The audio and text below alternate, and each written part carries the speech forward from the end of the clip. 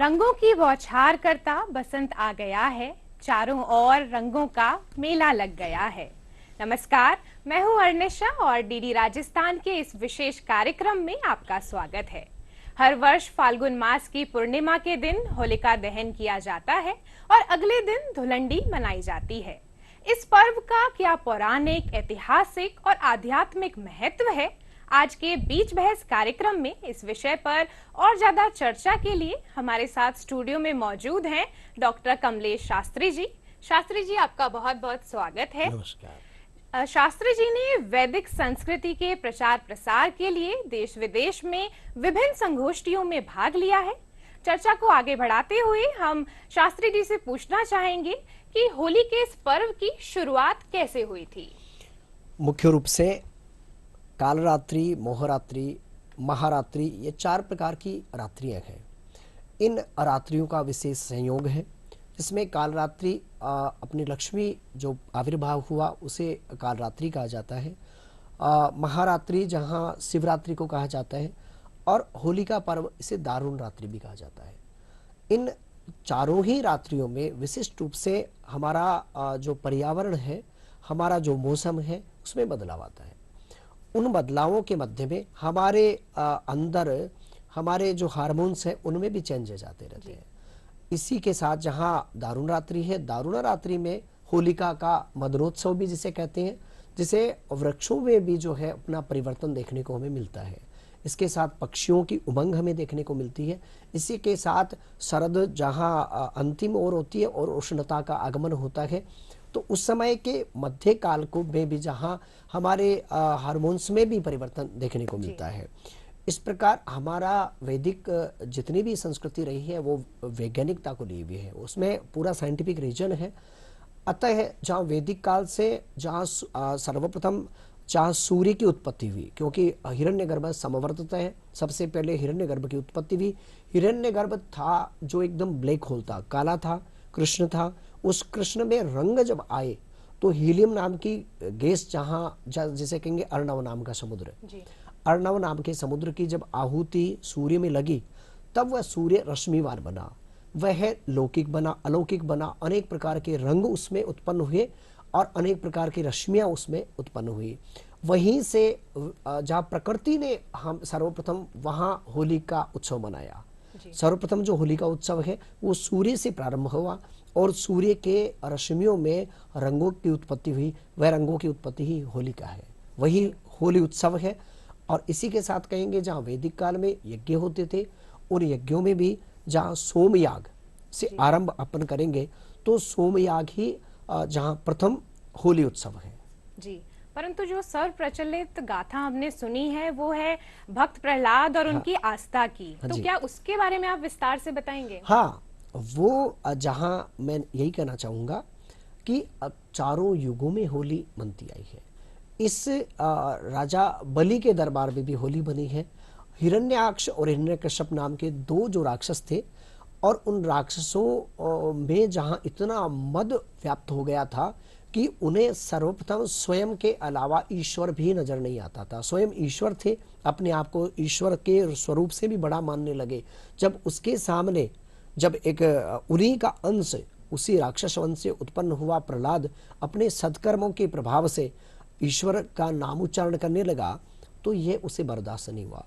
ये जब बर्दाश्त नहीं हुआ, होलिका नाम की उसकी बहन ने उनको लेकर, ऐसी होलिका जिसको अग्नि में दहन का भी कहीं डर नहीं था, होली से कहीं वो जो है अग्नि से डर नहीं सकती थी, अग्नि जला नहीं सकती थी, ऐसी विभत्स राक्षसी जिसने कहा कि मैं इस प्रहलाद अर्थात इस भक्ति का मैं अंत आज करूंगी। उस अंत को लेकर के और उसने उस दाहाग्नि में उसको विराजमान किया और उस दाहाग्नि में स्वयं की अंत्येष्टि हुई और वो भक्त प्रहलाद बचा। वहाँ एक पौराणिक कथा के माध्यम से हम मान सकते हैं कि वहाँ से होलिका का ये तृतीय स्वरूप हमें प्राप्त होता है। प्रथम स्वरूप सोमयाग से है। अच्छा। प्रथम जो स्वरूप है सोमेष्टि, जहाँ कहेंगे नवानेष्टि यज्ञ भी कहते हैं, जहाँ हमारे जब नया धान पकता था उस पकवान की सर्वप्रथम इष्टि करते हम। अग्नि वही देवानाम, अग्नि ही देवताओं का मुख है, उसमें हमारे भारतीय संस्कृति में रहा है कि इदम न मम, जो हमने लिया है प्रकृति से वो पहले प्रकृति को देवे। जी। तो नया जो अन्न उत्पन्न होता है उस नए उत्पन्न जो अन्न को हम सबसे पहले अग्नि में सोमयाग के माध्यम से, इष्टि के माध्यम से अर्पण करते, और उस नवानिष्टि यज्ञ के बाद में ही हमारा धान पूर्ण परिपाक को प्राप्त करता, सूर्य के रश्मियों से पूर्ण उसमें रस प्राप्त होता, और वह जो अन्न था वो मनुष्यों के खाने लायक बनता। जी, परंतु आज के परिवेश में हम देखते हैं कि हर फल और हर सब्जी हर समय उपलब्ध होती है, तो जी। क्या आम जनता का प्रकृति से जो लगाव था वो बदलता जा रहा है? क्या आज भी हम वो समझ पाएंगे कि अग्नि में पहला फसल जो हम वो अर्पित करते हैं, हाँ। क्या उसका महत्व कितना बदल रहा है? हाँ, बदल रहा है। इसी का कारण है कि आज कितनी कैंसर जैसी महामारी हम सबको आत्मसात करने को मिल रही है। जी। आज इसी का कारण है कि उस प्रकृति के विरुद्ध आचरण हम कर रहे हैं, और विरुद्ध आचरण के प्रभाव से आज देखिए कि नाना प्रकार की हमें रोगों से लड़ना पड़ रहा है नित्य प्रति। हमारी जो संस्कृति ने कहा कि जहाँ गेहूं धान कब खाना चाहिए, चावल हमें कब खाने चाहिए, हमें बाजरा कब खाना चाहिए, तो हमारे ऋतु के अनुसार हमारा अन्न का परिपाक भी होता था और अन्न हम ग्रहण भी करते थे। इसी का आप विमुख आचरण आप हम सब कर रहे हैं। इसी का कारण है कि आज हम दवाओं से जूझ रहे हैं, जी। अनेक रोगों से जूझ रहे हैं। कारण यही है इसका। जी जी, और ऐसा भी देखने को मिला है आज के समय में कि हमारे कैलेंडर में हर त्योहार की, हर पर्व की 2 तिथियां आने लगी हैं। जी, तो इन तिथियों को हम कैसे समझ सकते हैं? तिथियों का देखिए, हमारे यहाँ वैदिक संस्कृति में ज्यामिति और ज्योतिष का सिद्धांत एक है।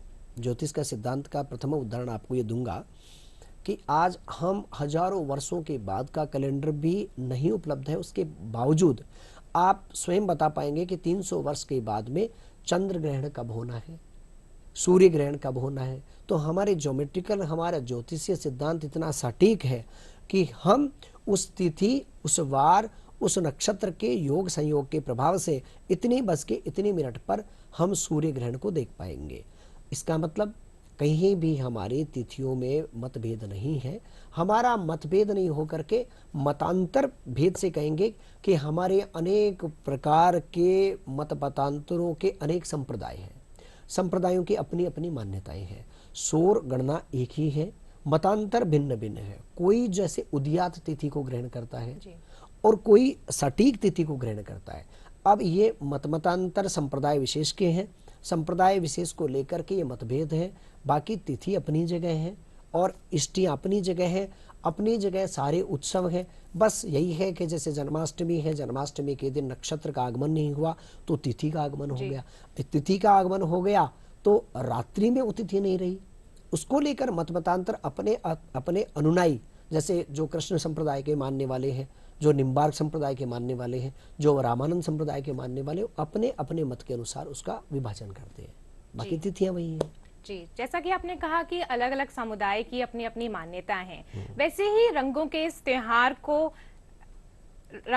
त्योहार को विभिन्न समुदाय अपने अपने ढंग से बनाते हैं। जी, जैसे जी। राजस्थान में कहीं ब्रिज महोत्सव से ये होली मनाई जाती है, हाँ। और कहीं पर ढप की थाप पे ये त्योहार मनाया जाता हाँ, है। वैसे जी, आप राजस्थान की संस्कृति में इस त्योहार के अलग अलग परिवेश का कुछ आप बताएंगे? देखेंगे कि राजस्थान हमारा अनेक अनेक भौगोलिक क्षेत्रों के प्रभाव से अलग अलग उसी परिप्रेक्ष्य में अलग अलग विभक्त भी है। जैसे हाड़ौती अंचल है, जैसे शेखावाटी अंचल है, जैसे जहाँ ढूंढाड़ प्रदेश अपना जयपुर है।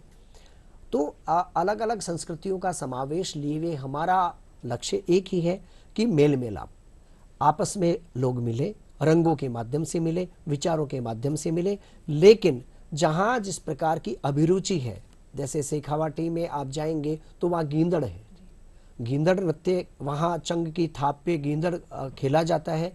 आप जहाँ हाड़ौती में जाएंगे तो वहाँ चंग की थाप तो है ही है, रंगों के साथ मिट्टी में भी उनका जो है अपने आप को समाहित कर लेते हैं। कीचड़ को भी ये रंग मानते हैं, क्योंकि गंधवती पृथ्वी वेद के अनुसार वो वहाँ हाड़ौती वाले अपना रंग मिट्टी को मानते हैं, क्योंकि वहाँ कहते हैं सा गंधवती पृथ्वी। वेद कहता है कि गंध पृथ्वी में ही रंग है, सुगंध भी पृथ्वी में। तो अपने आप को लोटपोट करते उस मातृभूमि से अपने आप को आत्मसात करते हैं, एक दूसरे को रंग रूप में मिट्टी भी उड़ाते हैं।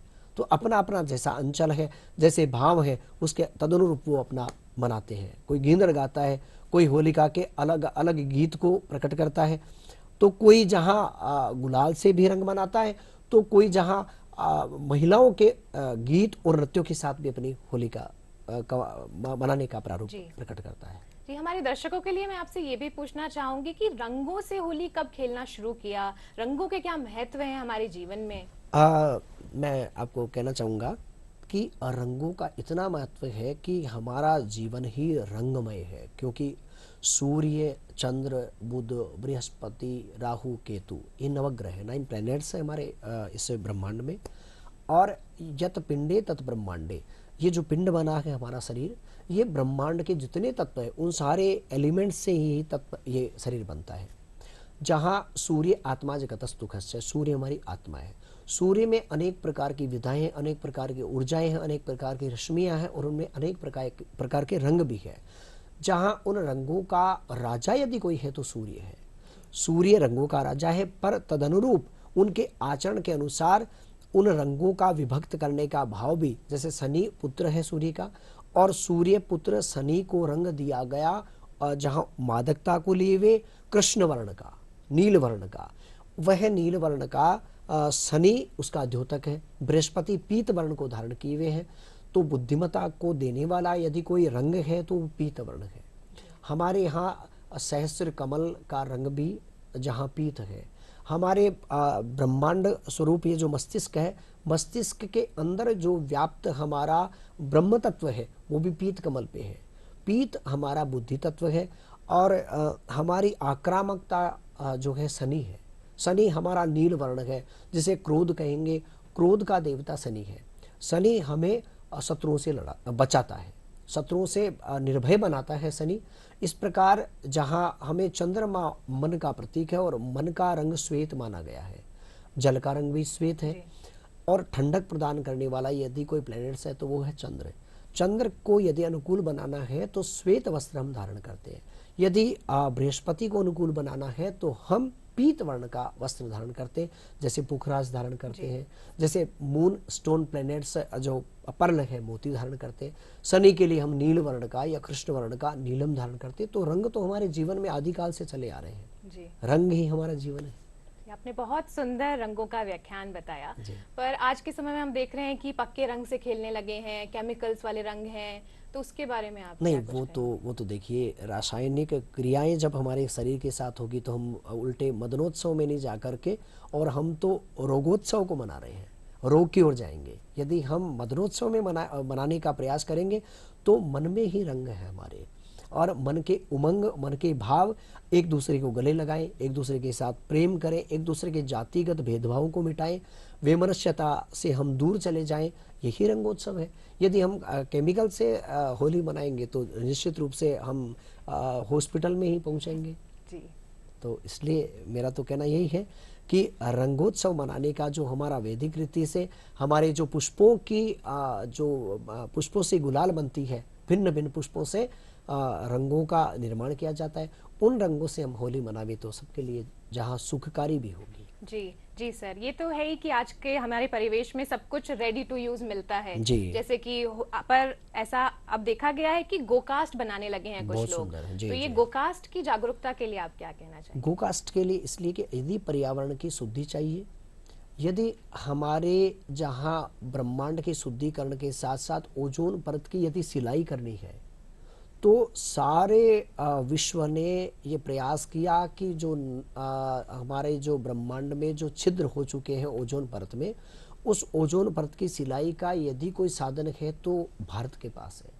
और भारत के पास ऋषि परंपरा है। ऋषि परंपरा से कहा गया है वेदों में कि जहाँ पंचगव्य पद्धति, पंचगव्य चिकित्सा पद्धति बहुत गजब की है। संपूर्ण शरीर का शुद्धिकरण करने का भाव पंचगव्य में है। और गोकाष्ट में जहाँ गोमय को सुखा करके हम जब आहुति देंगे, उस कंडे के ऊपर जब गौ घृत के द्वारा आहुति देंगे तो 1 चम्मच मात्र जहाँ 100 मीटर के एरिया को पुष्ट करती है। जहाँ एक व्यक्ति ने यदि 1 चम्मच घी खाया तो अकेला पुष्ट होगा।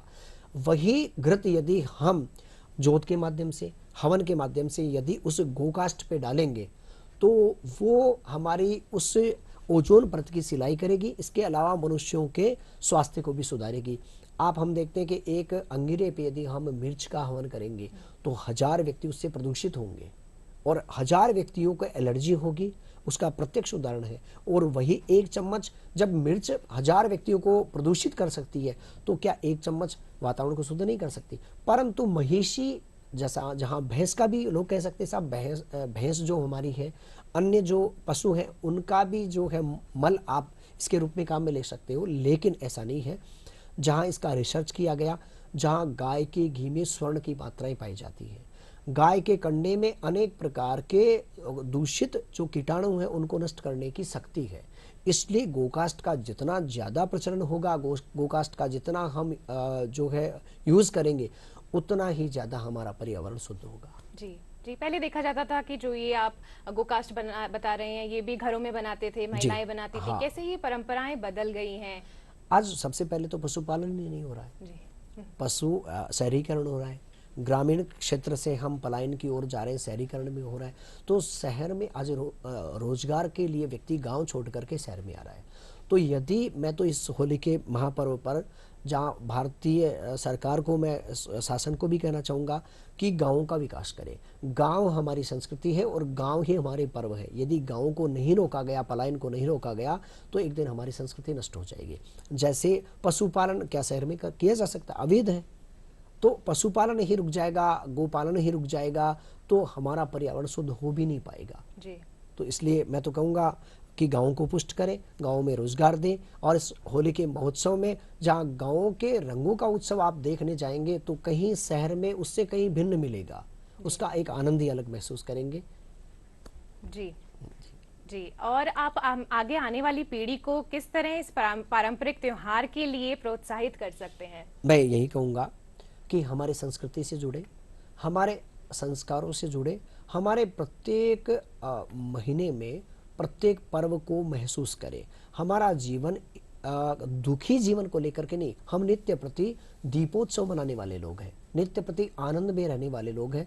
आज प्रत्येक भारत का नागरिक केवल अपने क्षणिक सुख के लिए कर्ज में डूब रहा है और चारवाक सिद्धांत पे चल रहा है, यावत जीवित सुखम जीवित वाली, ऋणम कृत्वा घृतम पीबेत। ऋण लेकर के आज वो होली मनाना चाहता है या वो दीपावली मनाना चाहता है तो नहीं मना पाएगा, क्योंकि हमारे यहाँ संस्कृति रही है कि हमारे, यदि मारवाड़ी में कहावत है कि अंट में पैसा है, हमारे जेब में, पॉकेट में पैसा है, तो हम इसका उपभोग करें। यदि हम कर्ज लेकर के जिएंगे तो हम एक दिन इस भारत देश को भी नष्ट कर लेंगे, हमारी संस्कृति भी नष्ट हो जाएगी। इसलिए निवेदन रहेगा कि हमारे सारे संस्कारों से जुड़ करके हमारी संस्कृति को सुने, समझें और उस तदनुरूप आचरण करेंगे तो नित्य प्रति होली मनाएंगे, नित्य प्रति दीपोत्सव मनाएंगे। जी, बहुत ही सुंदर व्याख्यान। मैं आपसे एक और सवाल पूछना चाहूंगी कि किस तरह फागुन के महीने में क्या मांगलिक कार्य होते हैं या रुक जाते हैं, और क्या होली के पर्व वाले दिन भी कुछ लोग व्रत करते हैं या नहीं करते हैं, इसके बारे में? हाँ, बिल्कुल व्रत किया जाता है। माताएं, आप देखिए, माताएं उस दिन कथाएं सुनती हैं और जब तक वो भोजन नहीं करती हैं तब तक होली की झल, जिसे कहेंगे होली की ज्वाला के दर्शन नहीं कर लेती। होली की ज्वाला के दर्शन करने के पश्चात वो अपना व्रत तोड़ती है और फिर अन्न ग्रहण करती है। तो ये व्रत का तो महत्व है ही है। इसके साथ साथ हम कहेंगे कि जहाँ प्रातःकाल से ही हमारे यहाँ ऐसी परिपाटी कि आपस में मेल जोल, आपस में राम रमी करना और व्रती बनना, व्रत को धारण करना, व्रत को धारण करने के साथ साथ उपवास भी माताएं करती है, पुरुष भी, वर्ग भी किया जाता है, इष्टियां भी मनाई जाती है। इस दिन सोमेष्टि यज्ञ की पूर्णाहुति आदिकाल में प्रचलित थी। मानी वर्ष पर्यंत स्रोत याग करने वाला, वर्ष पर्यंत जिसने अपना अनुष्ठान किया है दंपति रूप में, पति पत्नी के रूप में, वो उस दिन होली के दिन उस व्रत की पूर्णाहुति करता।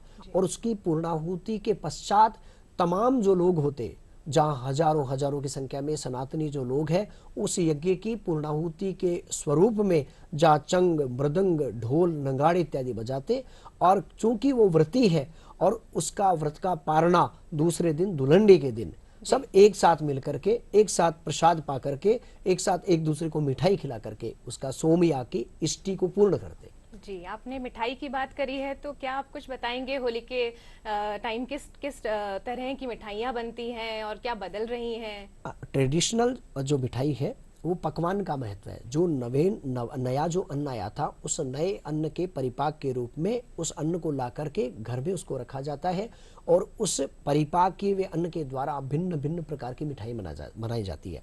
जैसे राजस्थान में तो मुख्य रूप से चावल का बड़ा महत्व है। चावल उस दिन बनाए जाते हैं, खिचड़ी बनाई जाती है, और पोंगल, पंजाब में इसका पोंगल प्रथा है तो वहाँ भी खिचड़ी का बड़ा महत्व है। तो ये उष्णता जहाँ आरंभ का दिवस प्रारंभ हो जाता है और जहाँ शरद का जहाँ विक्षेप करके और हम गर्मी की ओर बढ़ते हैं, तो इसके पश्चात आप देखेंगे कि शीतलाष्टमी आती है, तो शीतल भोजन का आरंभ हम करने लग जाते हैं, क्योंकि सर्दी में हमने गर्म उष्ण भोजन किया है। होलिका के पश्चात धीरे धीरे हम हमारी उष्णता को कम करते जाते हैं और हम शीतल भोजन की ओर हम बढ़ते जाते हैं। यहीं से हमारा ये प्रारंभ हो जाता है कि अब हम भोजन में परिवर्तन करने वाले हैं। जी जी। और इस समय क्या होता है कि मांगलिक कार्य भी रुक जाते हैं, हाँ, उसके बारे में आप क्या मांगलिक कार्य इसलिए रुक जाते हैं कि होली के 8 दिन की पूर्व जहाँ इस समय को, क्योंकि जब पौराणिक कथा प्रहलाद की लेकर के है तो 8 दिन उसका शोक भी मनाया जाता है। उस शोक को लेकर के शुभ कर्म जब तक होलिका का दहन स्वयं का नहीं हो जाता, जब तक भक्ति के स्वरूप प्रहलाद का जागरण नहीं हो जाता और जब तक प्रहलाद को बचाया नहीं जा सकता, उसके पूर्व हम लोग, क्योंकि वो पूर्व कथा हो चुकी, वर्तमान में हमें उसकी वह कथा हमें याद है, तो उसके 8 दिन के पूर्व अष्टक का ये एक 8 दिन का पर्व आता है और उस नक्षत्र के आगमन के साथ 8 दिन तक हम उसको उस वातावरण को एक तरीके से सुख की ओर ले जाने के लिए, जब तक होलिका का दहन नहीं कर देते तब तक हमारी वह अग्नि समन नहीं होती, हमारी शांत नहीं होती, तब तक हम ये 8 दिन तक हम किसी प्रकार का शुभ कर्म नहीं करते हैं। जी जी। इस सुंदर व्याख्यान के लिए शास्त्री जी बहुत बहुत धन्यवाद। इस रंगों के त्योहार के लिए हमने बहुत ही रोचक ये किस्से शास्त्री जी से सुने हैं। और आप क्या कहना चाहेंगे कि हम कैसे और सावधानी से अगर रंगों से होली खेल रहे हैं तो किस तरीके से खेलें? देखिए, जहाँ भिन्न भिन्न प्रकार की प्रकृति ने हमें पुष्प दिए हैं और भिन्न भिन्न प्रकार के पुष्पों के आप 7 रंग के पुष्प की पंखुड़ियाँ ले सकते हैं। भिन्न भिन्न प्रकार के पुष्पों की पंखुड़ियों को लेकर के एक दूसरे पे उड़ेल सकते हैं। हमारे यहाँ पुष्पों से बनी हुई गुलाल भी है और सबसे ज़्यादा रंग तो हमारे हृदय में है, हमारे मन में है। यदि हमने कभी किसी से शत्रुता की है तो उस कटु रंग का त्याग करके और मधुर रंग, मीठा रंग उसके साथ लेवे और उससे आत्मीयता जोड़े, शत्रुता का त्याग करें और वो जो मधुर वाला रंग है वो उसको अपने हृदय का आलिंगन करके और उसको गले लगा करके उसको वो रंग लगाएं जो जीवन पर्यंत वो रंग छूटे नहीं उससे। ऐसा वाला रंग जहाँ रंगेगा तो मैं कहता हूँ कि उस ईश्वर के प्रति भी भक्ति तभी जागृत होगी जब हम उस ईश्वर के रंग में रंगेंगे। तो भक्ति का रंग लगाएं अथवा अमृत रंग जिसे कहेंगे, प्रेम का रंग आपस में। हम जातिगत भेदभावों को भूलें, हम जहाँ राष्ट्रीयता के स्वरूप को आत्मसात करते हुए राष्ट्रवादी रंग को हमारे हृदय में लगाएं, तब जा। और मानवतावादी रंग सबसे बड़ा है, जहाँ आज विभिन्न धर्मों में बटे हुए हैं हम, उन धार्मिक उन्मादों को भी से भी हम बचे। ये सबसे बड़ी होली के रंग होंगे। हमारे स्टूडियो पधारने के लिए आपका बहुत बहुत धन्यवाद शास्त्री जी। हम सभी दर्शकों को होली के इस त्योहार की बहुत शुभकामनाएं देते हैं और कामना करते हैं कि ये रंगों का त्योहार आपके लिए बहुत यादगार बने। धन्यवाद।